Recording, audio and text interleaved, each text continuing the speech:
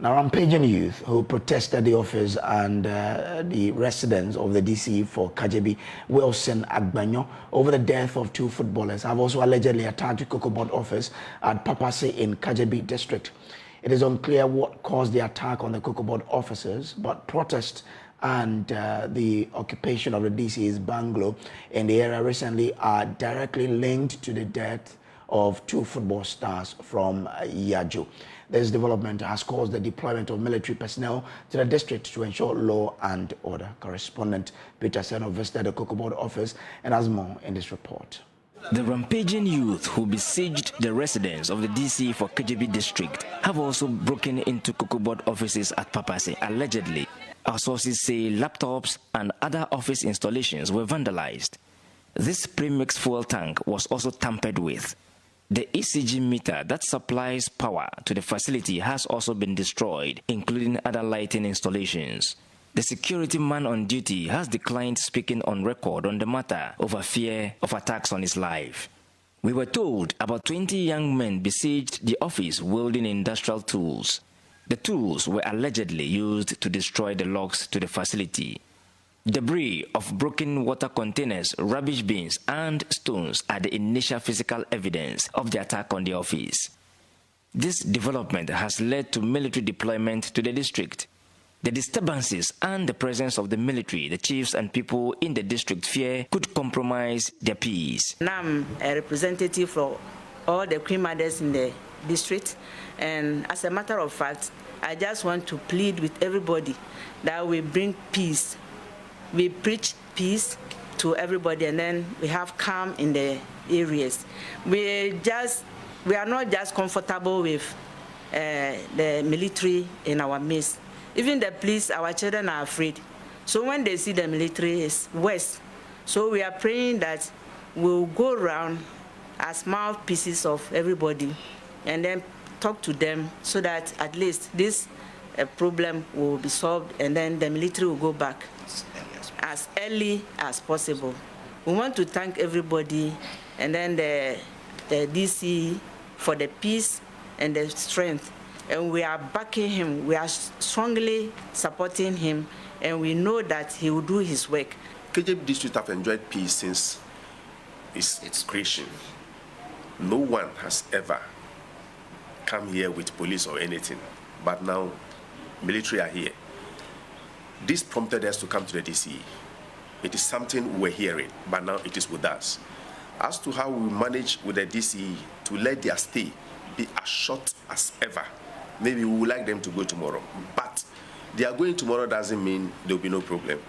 But whatever problem is, none want to hold forth. Where we can't, we will let the DC, we will let the security. But what we can, we will hold forth for that. Peter Senu for JoyNews. Meanwhile, the Oti Regional Minister Joshua Makubu has denied allegations that his security officers in the region, especially cocoa-growing communities, were compromised in the smuggling activities, hence the invitation of the COCOBOD task force to those parts of the region. According to him, his men were rather under-resourced in dealing with the menace. Correspondent Peter Seno again.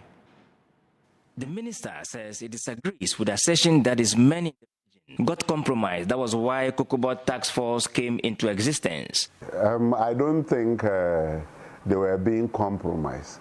What I rather saw from my angle as the chairman of Regional Security Council is that probably that particular angle, they were under-resourced in terms of mobility and other things.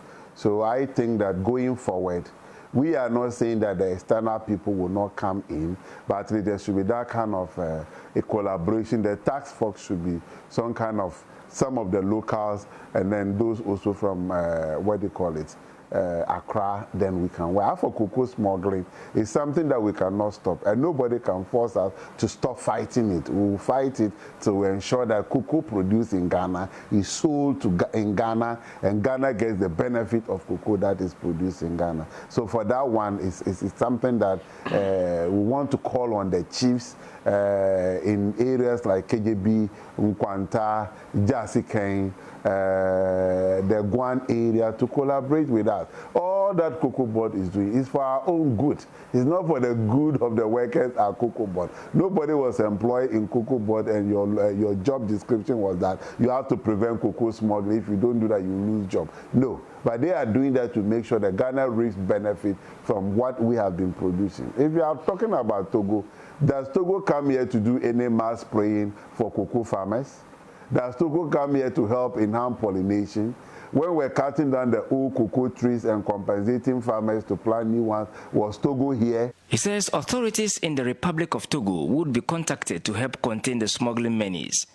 If government of Ghana has done all these things and then somebody will want to come, I think we should even extend this fight, not only preventing the farmers from going to sell it, but we also look for people who are behind it and deal with them decisively. And that cannot be done in Togo. You can't go to Togo and misbehave like this. So we will also make sure that we communicate to relevant authorities at the Togo side, then we can have that kind of rapport to make sure we nip this in the mud.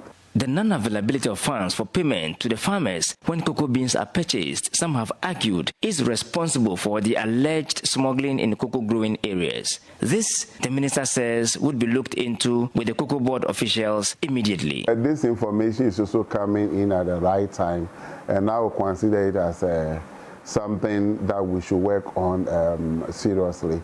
As I indicated in the meeting, I'm going to have further deliberation with leadership of COCOBOD, and I think I will table in this one. Wherever we need to find money to get the cocoa beans bought, we'll have to do it, because, yes, I understand. For our farmers, before somebody even says, I'm going to market to sell something, that it means the person already knows what he's going to buy with whatever proceeds the person is going to make from that. So if it is bought and there is no pay on time, it can also cause some problem. We will definitely look at it and make sure that that is eliminated. Peter Senu for Joy News. Well, DC from Nkwanta South area, Bright Lenwa, and he joins us with more on this. We're hearing a report of another gunshot at Nkwanta in the Nkwanta South municipality, which left one national service person dead yesterday afternoon. How true is this?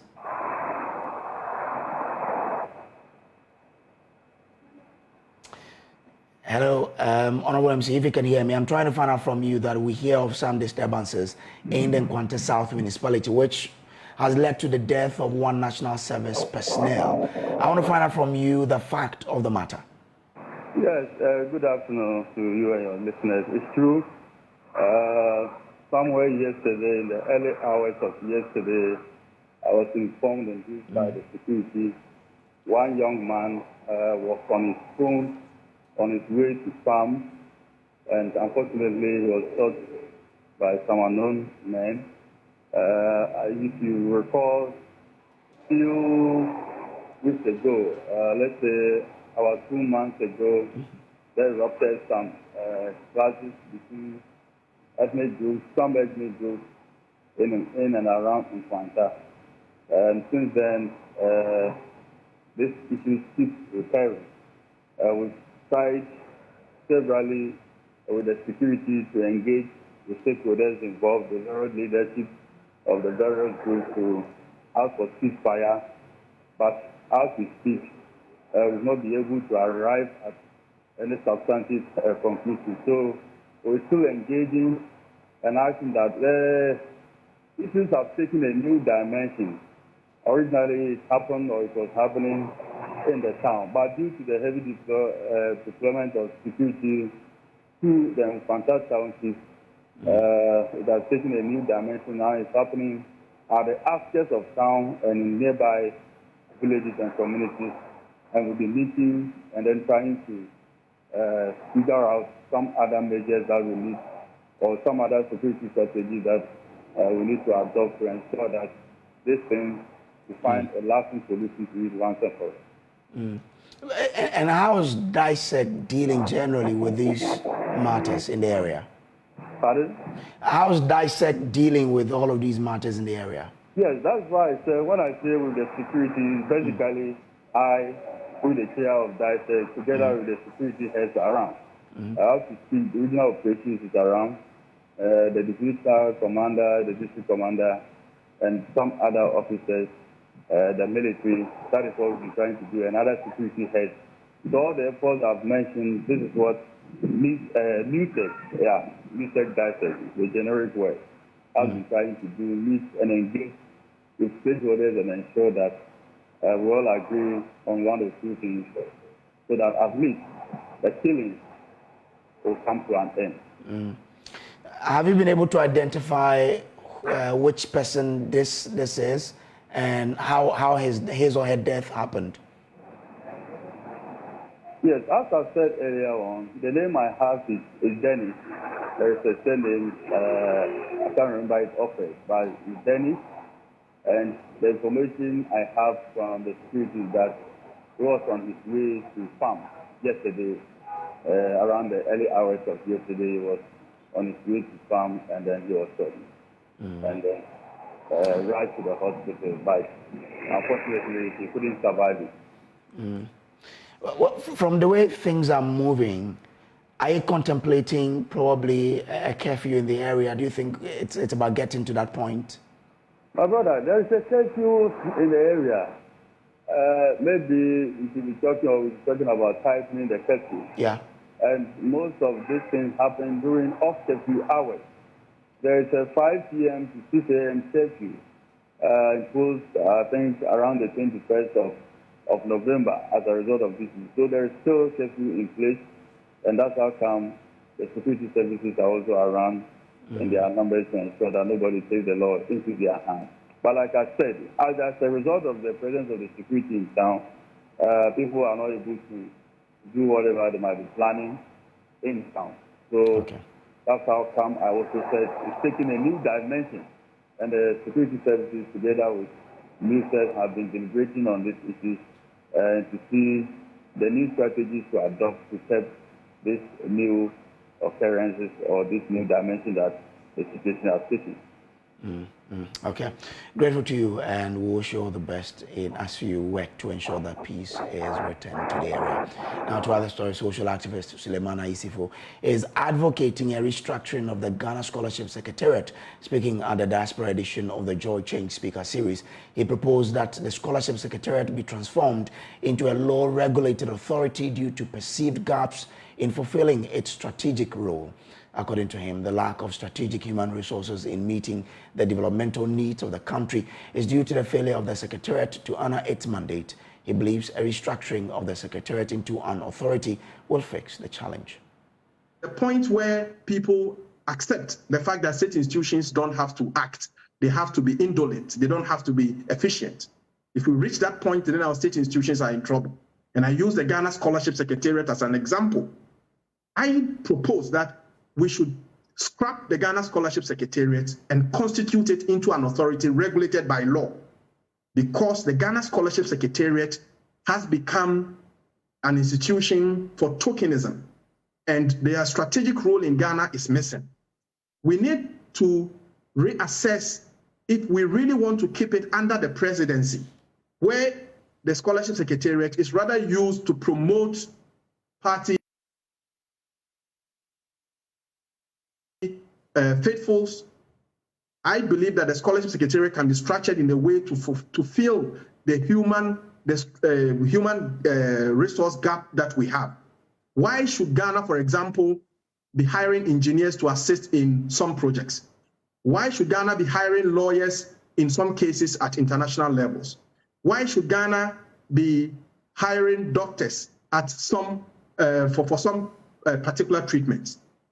If the Scholarship Secretariat plays a strategic role in Ghana's development, we will be able to fill all these human resource gaps. And that is why we must put in place stringent accountability mechanism for the Ghana Scholarship Secretariat, so that they report on how many people have been given scholarships, why they were given the scholarships, have they returned back to Ghana, have they been integrated, and what role are they playing since they returned to Ghana. An emeritus professor at the University of Ghana, Professor Techiwa Menu, is calling for a holistic conversation about higher education in Ghana to make it better.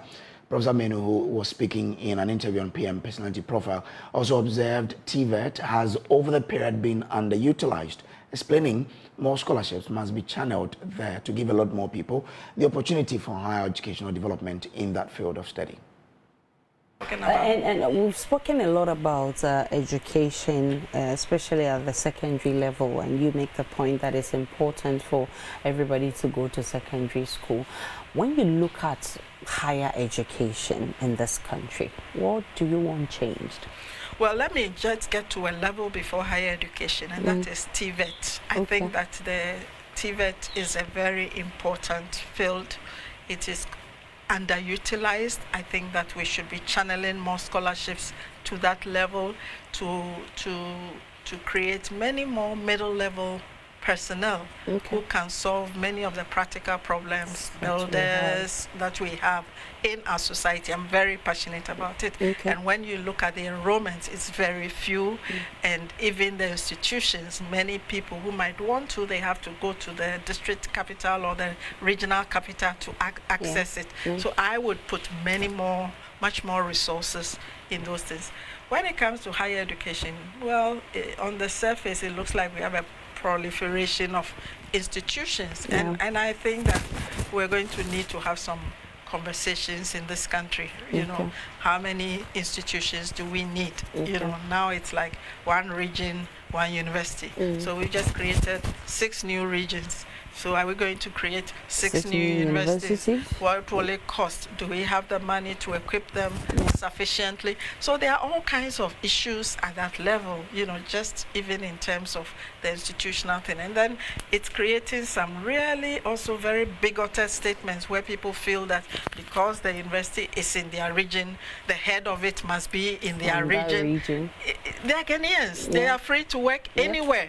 And it should be about who is qualified to do that, not having a son of the soil or a daughter of the soil, whatever those kinds of things mean. I think that we would really have not succeeded if the creation of such institutions breeds parochialism and bigotry and exclusionary practices instead of opening up things for people. There are the issues of quality, you know, content, all kinds of things. And for me, coming from an Institute of African Studies, and very much in terms of what is called decoloniality, the fact that we may have been independent all these years, and yet our systems and structures of thinking have not still evolved very much, so that our ideal, even when it comes to knowledge, is still about Western modes of knowing and learning.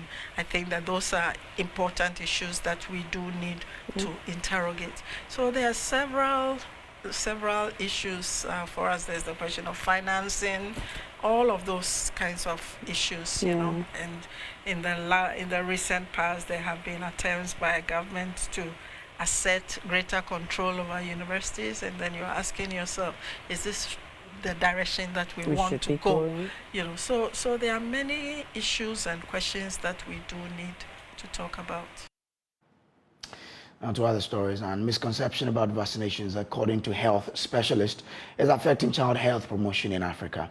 At a workshop to equip journalists with information on issues affecting the health of children, to enable the journalists to educate the public on the associated dangers of poor or resistance to vaccinations among children, the Secretary General of the African Media Network for the Promotion of Health and the Environment charged journalists in Africa to bridge the gap of lack of information among parents and the populace in general in checking misconceptions regarding vaccinations and fake news. She spoke to JoyNews' MFA Tema Eli in Lome.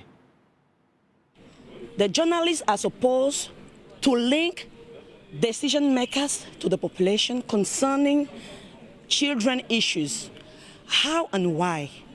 By writing articles which has a kind of impact on the population, for them to try to improve the way they treat children.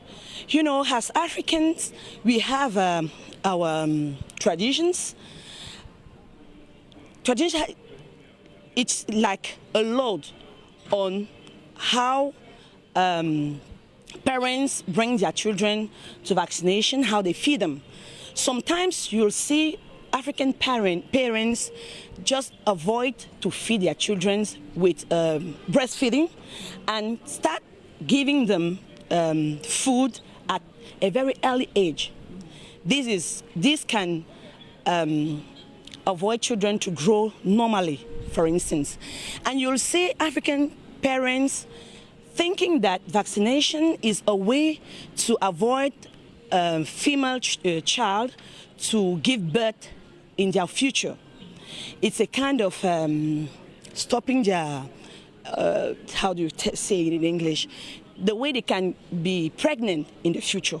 Yes, most African parents just think that vaccination is a kind of barrier for girls, a child, to give birth in later children. So this is the things, the topics journalists have to tackle to make parents understand that vaccination and good feeding of good nutrition of children is the best way to give that those children a chance to have an impact on economic growth. And the second thing is that fake news that most social medias used to propagate have to be stopped by journalists by giving them the right information.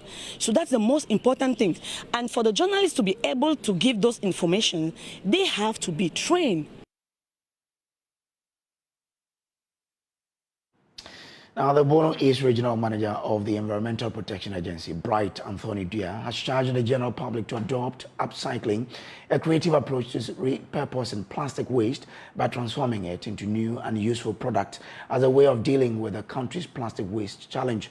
Mr. Anthony Dua, who was speaking at a creative design and upcycling program in Techiman, said the move would also provide jobs for the teeming unemployed youth. And Asabit has more. Upcycling represents a variety of processes by which old products get to be modified and given a second life as they are turned into a new product.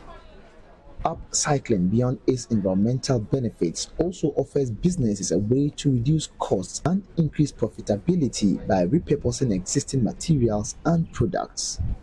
By doing so, businesses can save on procurement costs, waste disposal costs and production costs, while also creating new revenue streams.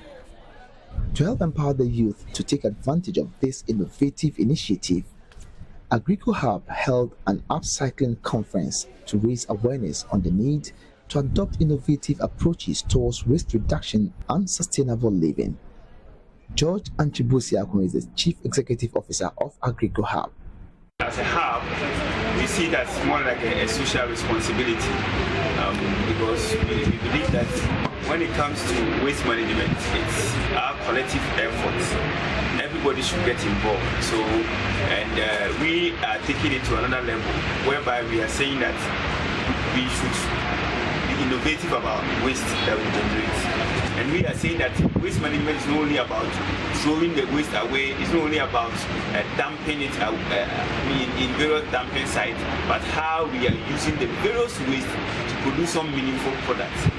George and Tribosiako charged the general public to make good use of their waste products to help save the environment as well as make money out of it. The campaign has gone out. People now know that when you have waste, it's not only trash. Waste is not trash. Waste is a product it's a raw material that you can use to produce other products, and that's what this program has been all about. Bono East Regional Director of the Environmental Protection Agency, Bright Anthony Dua, encouraged the reuse of plastic waste as a means of helping minimize plastic waste across the municipality. You and I know that most of the polythene bags that we see in our municipality continue to be one of the most singular threats when it comes to environment. Plastics are choking our river bodies. Plastics are hindering even farming activities. So if the youth at this stage can put some of these things into reuse, it is very, very encouraging, and it promotes sustainable development. So for us as an agency or as environmentalists, we really will encourage and promote this, because this industry will not only create jobs for the people, but it will also clean the environment. He wants the general public to segregate their waste, as it will help promote organic farming, a move he said would help boost agricultural activities across the region. Considering our region here, where most of our waste, greater percentage of it is our waste stream, when you look at it, it's organic. If we embark on waste segregation, at least this organic could be put into proper use, compost, and this compost could also be brought back into agriculture. And you can imagine, when we promote organic farming, the kind of money it will bring. So we stand a greater opportunity, and for that matter, we must educate the people and promote investors. So when investors come into the system, will really help us in the way. That will go a long way to really solve our food security challenges. Reporting for Joy News, Anas Sabit, Teacherman. Now, founder and convener of the Alliance for Women in Media, Shamima Muslim, is calling for improved social protection for Ghana's youth, as she says the country is losing its youthful population to avoidable problems. Speaking on the 2023 Year in Review show on the Joy News channel, she also called for better protection for journalists in the year 2024. I also want to highlight the social issues that young people are faced with, and women, the sanitary pad issue. We still want government to ensure that it is made affordable for every girl, every woman across the country. We don't decide to have menstruation. Young people are also, adopting certain, destructive habits. Okay. The issue of drugs, the issue of gambling. Please, these social issues, Evans, next year, let us keep the spotlight on them. We are losing our youth to all these avoidable problems.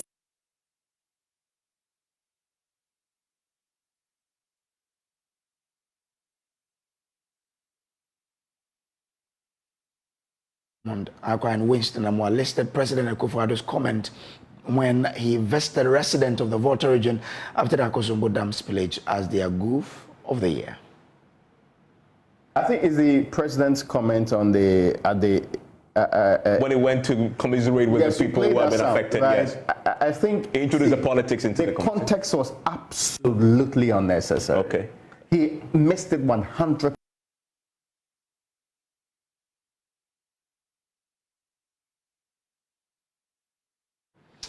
Now, the Center for Legal Advocacy, Research, Education and Training, CLARET, a non-for-profit organization, has, as part of its annual Christmas celebrations, brought joy to the hearts of women head porters at the La Paz market in Accra. 120 porters received headpans to help them in their work. Let's hear more about this heartwarming initiative from CLARET's Programs Director, Joseph Achao. Well, at CLARET, we have a number of programs. We have the Christmas for Kaya program, which we are here today to do. We have the Getting On Board program. We have the CLARET Class program. We have the Club for Ghana program. We have the Clarion Call for Change program, and we have the CLARET Mentorship program.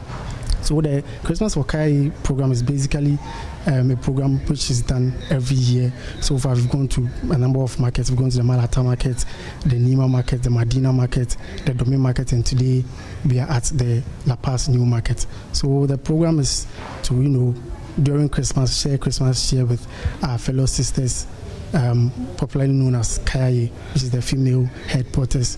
Since we are all celebrating Christmas, it's only right for CLARET to also show appreciation to God for how far He's brought us, and to also share the Christmas share with our fellow sisters. Now, the Ghana Tourism Authority has named Efua Asantewa as the newest tourism ambassador at her Singathon after party at the Akwaba village. This is barely after 12 hours when Efua ended her 5 days longest singing marathon attempt. Take a listen to the announcement.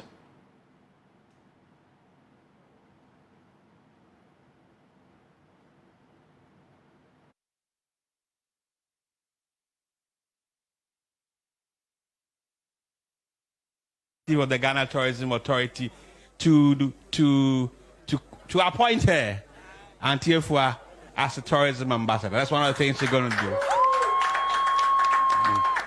Yes, the details you get to know, but you are going to be one of the people championing to the whole world that this, as a country called Ghana, is a lovely place to be. They have great people who are resilient, who are tenacious, who have drive, who have talent. And I'm going to do that together with Madame GT. Please help me with the flag and that, please. Yeah, Madame, kindly, please.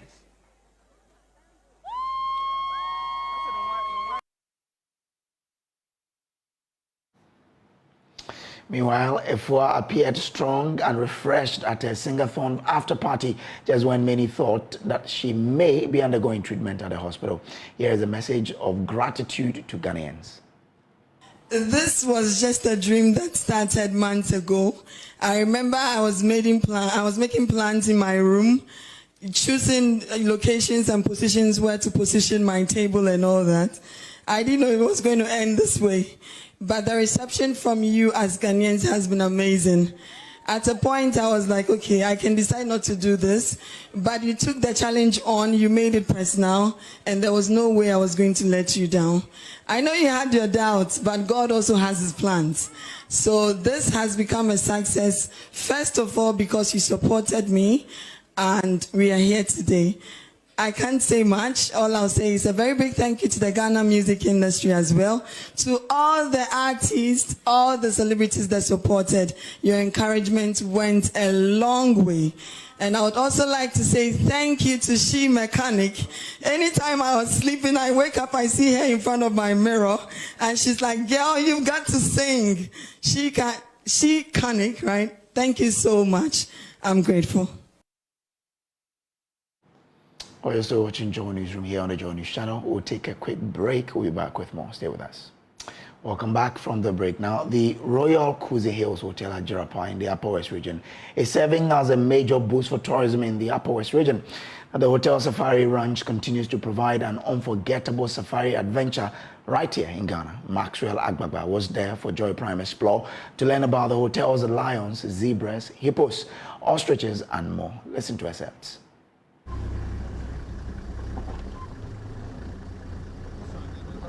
Let me just quickly show you the future. Okay. You see? Yeah. There's a hole inside. The inside is hollow. That is because it mates. You know, so naturally God created it this way so that it can climb comfortably on the female one.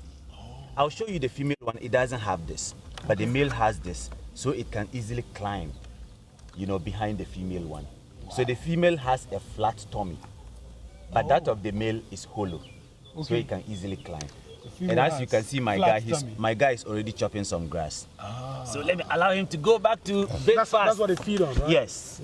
All right, buddy. I like how it is, you know, very calm, you know, not aggressive, yes. You know. So these ones, they have a lifespan of over 100 years. Over 100 years? African spad or African giant tortoise. And now let me show you another difference. You see, it has a very flat tummy. Yeah.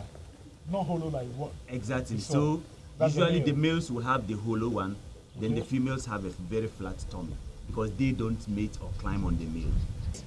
Grandma is about 68 years old. 68. Grandpa is 63. Yes. And you said they have a lifespan of about 100 years. Yes.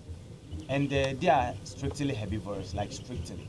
So they depend on the grasses. So you see there are two different types in terms of the color. Yeah. The black feathered ones are the male ones, like this one, that is the male. Okay. And then you have the gray feathered ones over here. The gray feathered ones are the females. Oh, okay. The ostriches are among the largest birds that do not fly. But they can run at a speed of about 70 kilometers per hour. 70 kilometers per hour? You can see the legs. Yeah. Sporting legs. They can fly, but they can run at a speed of 70 kilometers per hour. This is Usain Bolt Pro Mass. Exactly, exactly. And in terms of lifespan, they have a lifespan of up to 40 years. Oh, okay. And they feed just life starts at 40, but they die at 40. Exactly, unfortunately for them. Yes. Yeah. And they feed like other birds. They graze, they eat pebbles, they eat grains. Yes, so we usually will feed them with rice bran mixed with maize, with some supplements. Okay. Yes. grower mash. This is what they've been eating. Exactly. They just feed like normal fowls. So the grains, they depend on the grains. Yeah. They've been having a feast here. Yeah. You know, they always want to eat. At every point in time, you mustn't starve them. They must always be food at every point in time. Top manager Aziz Pelpo reveals they feed them 3 cattle weekly. Each meal becomes a majestic feast, creating a spectacle for visitors. Okay, so first let me reassure you that you are very safe. Okay, so this is a buffer zone for tourists, very safe. The inner perimeter or the inner fence, you see the height. Lions are not able to climb that height. That is why we increase the height of the fence. And we also electrified it for additional protection. You know, in terms of sexual intercourse, the lion can have sexual intercourse up to 50 times a day. 50 times a day? Yes, just that each mating session lasts a few seconds, maybe 15 to 30 seconds is done. So in the wild, the females do most of the hunting. The females do most of the hunting? Yes, the males will eat and perform the usual male function and also protect the family. And for the lion to attack, first they will determine who or what they want to attack. And mostly they'll go for the weakest prey, either the one that is isolated from the group. If it's humans, for example, the one that is isolated from the group, they'll go for you, or the one that looks smaller or looks weaker or fragile. That is the one they'll always go for. And they'll always calculate the amount of energy they'll use to get the feed. Lions, as you already said, they are carnivorous, strictly. So aside meat, they only drink water. And they want their meat fresh. With their blood, yes. So they take any readily available meat once it is not fatty or it's not carcass. If you preserve it, they don't eat. They don't want you to dry it or no. They just want it fresh. They don't want it like kebab or anything. No. They just want it fresh with the blood. And over here, we feed them 3 times in a week. And each meal is a full cow, a fully grown cow. So 3 cows in a week to feed them. Wow. If the cow is not a big one, you must supplement with a goat or something else. It doesn't mean they take only cow. Any readily available meat that is not fatty and is not preserved, they will always eat. Later, we discovered the grace and speed of zebras, equipped with remarkable hearing and eyesight.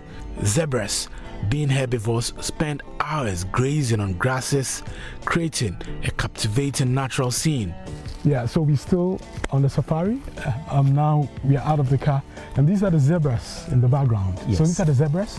So that's the beauty of the free range part of the park. Okay. The animals are left to roam freely within our confinement, and they find their own food as if they are in their natural habitat. In fact, they are in their natural habitat. Yeah. And we see 4 zebras here. We have more of them. Okay. But because they roam freely, we don't determine where they go at what time. So we have 4 of them here, and as you can see, each of them has a unique design. Yeah. We are told that no 2 zebras in the world have the same pattern. There will always be something different.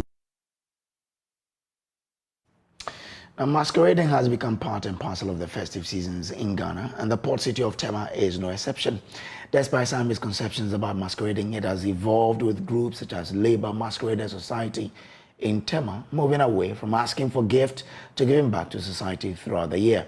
Speaking to JoyNews at this year's float, Secretary of Labour Masquerade Society, Alan Kwafo Apiedu, says one of their core goals is to help the youth stay away from social vices. Correspondent Kwame Yanka has filed this report.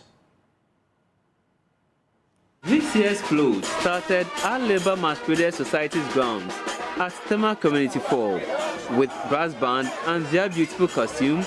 Both children and adults sang, danced and marched from Community 4 through to Community 9 as residents stepped out of their homes and shops to catch glimpses. After a short break at Community 9, the Labour Masqueraders returned to Community 8, where other groups had made a stop to prepare towards other events ahead. Labour Masqueraders believe they have a critical role to play in instilling discipline in the youth to keep them away from social vices. Alan Kwafo Apiedu is the secretary of Labour Masquerade Society. So aside disciplining ourselves on the streets, one major thing we've also tried to do is that we've drawn a lot of people from social vices such as pickpocketing, alcoholism, smoking, petty theft, and petty offenses, which generally is against, our laws in Ghana. So we try as much as possible to also do that. Also, let me touch a little bit about education. What we also do is that we are interested in the welfare and the educational needs of our people. So time in, time out, we have designated executives which we've assigned to the young members we have their homes. So what they do is that time in, time out, they also try to check up on their academics, on how they fare at home. President of Labour Masqueraders Society, Edward Abeku-Kwafo, says the club will be renovating a basic school at Community 4 as part of their activities. This year, 14th of February, that's a chocolate day. We embark on a walk in distributing chocolate to, the society, the less privileged, and the society at large. And also, we have something we call Labor Day. That's where we select a particular orphanage in Tema to visit and do our donation to them, to them at large. That's what we make basically. We don't only just do kakamotobi or masquerading. We go beyond kakamotobi and masquerading. Okay, so we have Committee 4, number 2 basic soup down here. We have taken upon ourselves that next year, in fact, we wanted to do it this year, but according to the headmistress, the time is too short. So next year, we are going to renovate the place by painting the whole block. Patron of Labour Masqueraders Society and Protocol Officer at TDC Development Company Limited, Ian Okwe, is happy to be part of the group and what it stands for. Every year, people are talking about Masquerad, but I want people to see that the Masquerade in Tema is big and better with Labour Masquerade. You can look at the crowd, and we are not just the normal Masquerade. The reason why we are called Labour Masquerade is because there's a lot of professionals who come from diverse backgrounds. And we are in not to ask, but we are in to give out on Christmas Day. So I'm here representing my friends from the professionals, the people from diaspora who have joined us. We promise to be good on the streets. We'll guide all the children, and then we'll come back with a very big fiesta at the end of the day with a carnival. Meanwhile, member of the club, Susanna Yurinchi, is encouraging parents to allow their wards to be part of the group, which will imbibe in them dedication to serve and patriotism. Oh, the American said, Obi Anfane Nebambra, a Yenije. Omo Shankwalani, Bibia Kama, Bibia on point, Adriane Insu. I urge all parents to allow their children to join this group. Here, they will learn to coexist, build their confidence, among other qualities. I want to say a big thank you to all executives of this club, as well as Honorable Ninoy, for the job well done. And I come and pay for no so. Organize this, Labour Masquerade Society says some people have the misconception that the art is meant for dropouts and miscreants only. Kwame Yankesh reports for Joy News.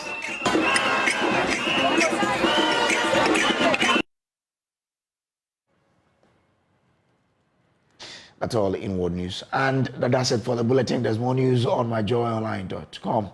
My name is Samuel Kojo Bresom. You have a team, please. Have a good afternoon.